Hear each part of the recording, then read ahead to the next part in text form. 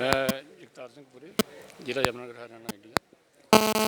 आज यहाँ लवांडा में जनता पार्टी हरियाणा इनका प्रोग्राम चल रहा है।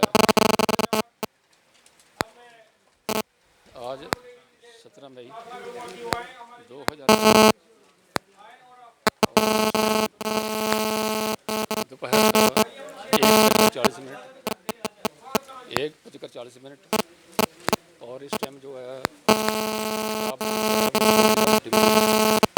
तापमान है। इस टाइम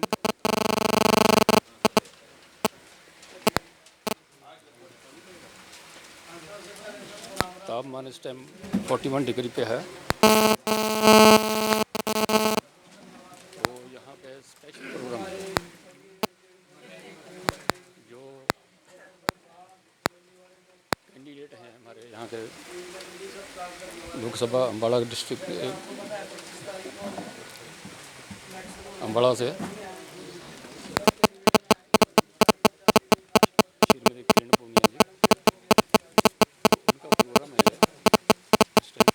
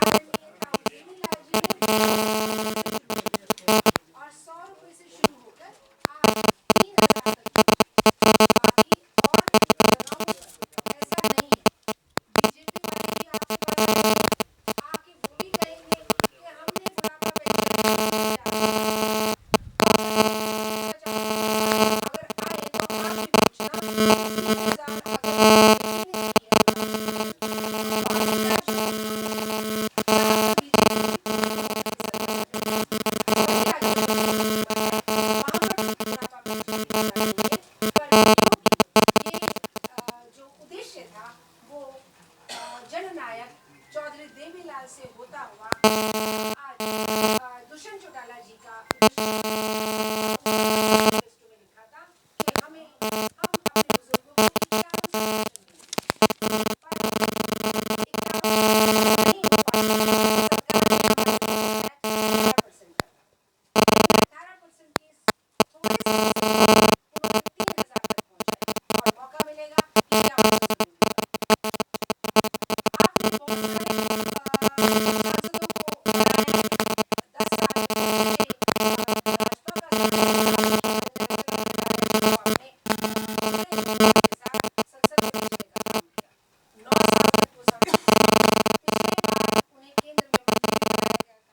लेकिन इस एरिया का, इस लोकसभा का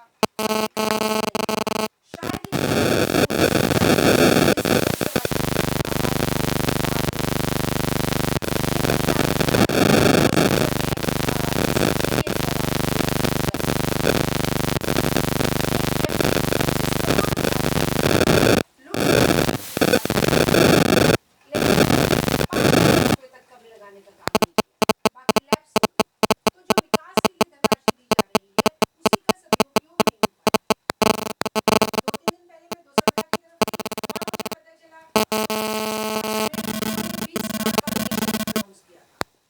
ऐसे बहुत सारे डोनेशंस हैं जो अनाउंस किए गए, लेकिन वो केवल कागजों पे रह जाते हैं, केवल हमारी वास्तविक सालों बीत जाने के बाद भी आज भी वो लोग कह रहे हैं कि 20 लाख का डोनेशन आना था, वो आया ही नहीं। तो करनी और कतनी का ही अंतर है। अब 2 दिन के बाद 18 तारीख को 18 शत कल ये तो 2 दिन के अंतराल में मोदी जी खुद अम्बाला लोकसभा क्षेत्र में आ रहे हैं, वोट की अपील करेंगे। एक प्रधानमंत्री को वोट की अपील करने आना पड़ रहा है, तो इसका अभिप्राय क्या हुआ कि उन्होंने ऐसा कोई काम नहीं किया जो जनता याद रख सके, उन्हें आने की आवश्यकता क्यों पड़ गई? तो अगर उन्होंने कोई काम किया होता तो आप लोग समझते, आप लोग उन्हें वैसे ही जिता देते। अब देखना जब वो आएंगे तो हर बार की तरह नया जुमला, नई स्टेटमेंट, नई योजनाएं बस बोल के जाए। पिछले बार भी बोल के थे कि मैं जैसे बंद पड़ी फैक्ट्रियां मैंने गुजरात में चालू कर दी है, ऐसे ही मैं इस अम्बाला लोकसभा क्षेत्र का HMT चालू कर दूंगा। वो बहुत बड़ी बड़ी बात करते हैं, गुजरात मॉडल की बात करते हैं, पर गुजरात से हमें क्या लेना देना? हमें तो ये पता चले कि हमारे इस प्लान में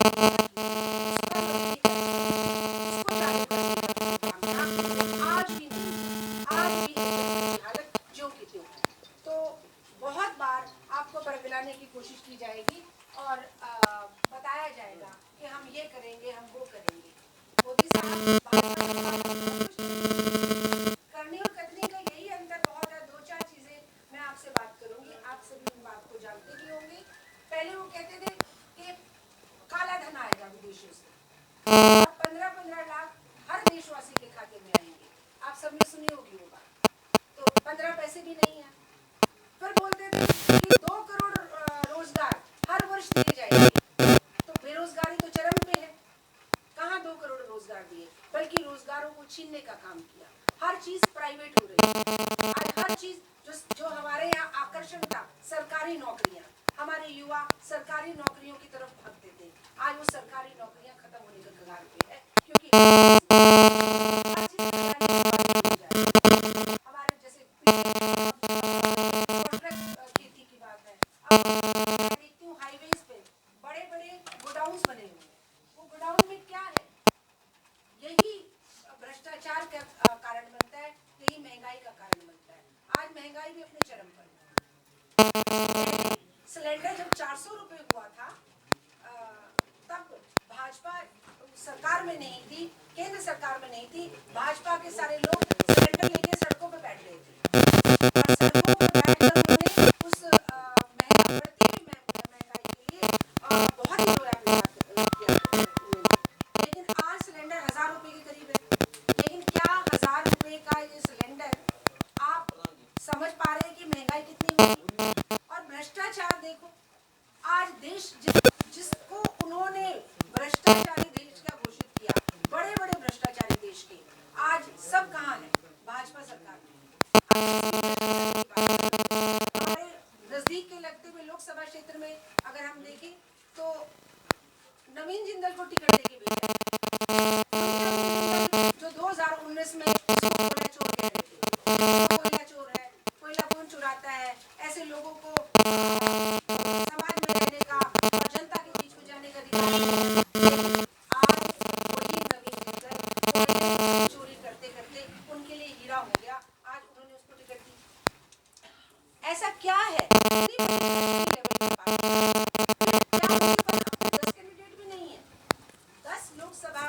उम्मीदवारों में से 6 उम्मीदवार ऐसे हैं जो कांग्रेस के या अन्य दलों से लड़ते हैं। तो ऐसा क्या है कि जो उनके कोर वर्कर थे, जो उनके रह गए, उनको उन्होंने लोकसभा का टिकट देने का काम नहीं किया। तो ये सब करने और करने का अंतर है। तो मैं सरकार में रहकर मैं केवल आपसे उन्हीं कामों के आधार पर वोट के लिए लेने आई हूँ। अगर आपको लगता है कि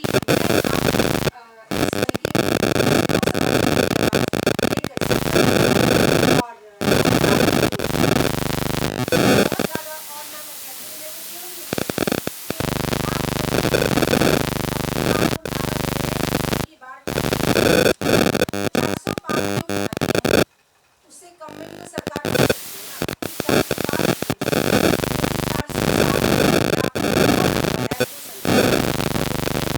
निरंकुश हो सकता है और देश में प्रजातंत्र का खतरा हो सकता है, संविधान बदल सकता है, कानून की धाराएं बदल देते हैं। जैसे अभी पीछे जब केजरीवाल को अंदर किया,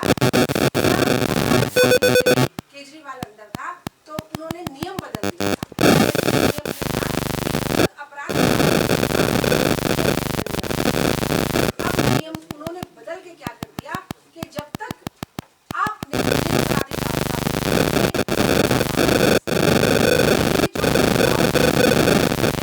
सत्ता का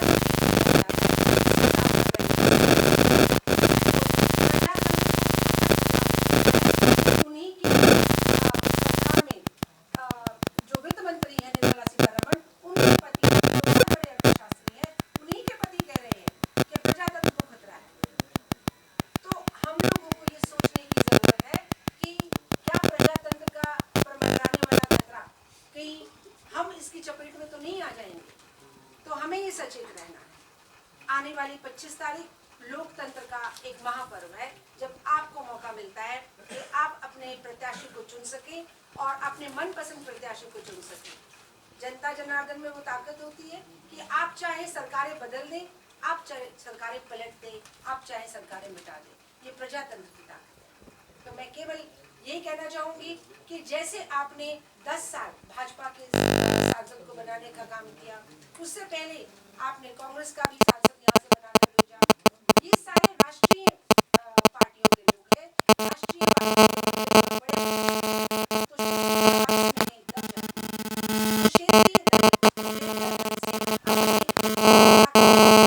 लोकसभा क्षेत्र की आवाज को बुलंद कर सकते हैं। तो मेरा आने वाली 25 तारीख को आप मेरी बातों से सहमत हैं, अगर आपको लगता है कि मेरी बातों में कुछ सच्चाई है, तो मैं आपसे वोट की अपील करती हूँ अपने लिए। तो चुनाव चिन्ह जननायक जनता पार्टी का चाबी का है और वोटिंग मशीन में वो पहले नंबर पर है, सबसे ऊपर का बटन जननायक जनता पार्टी की चाबी की है। तो मेरी पुनः आपसे निवेदन, मेरी रिक्वेस्ट, मेरी अपील यही है कि एक तो वोट जरूर करें और इस बार वोट सोच समझ कर करें। आप ऐसे प्रत्याशी को चुने जो आपकी आवाज को संसद तक ले जा सके। वैसे ही जैसे कि दुष्यंत जी जब सबसे कम उम्र के सांसद थे तो उन्होंने आवाज उठाई थी, ट्रैक्टर का टैक्स मुक्त कराया था। अगर वो आवाज नहीं उठाते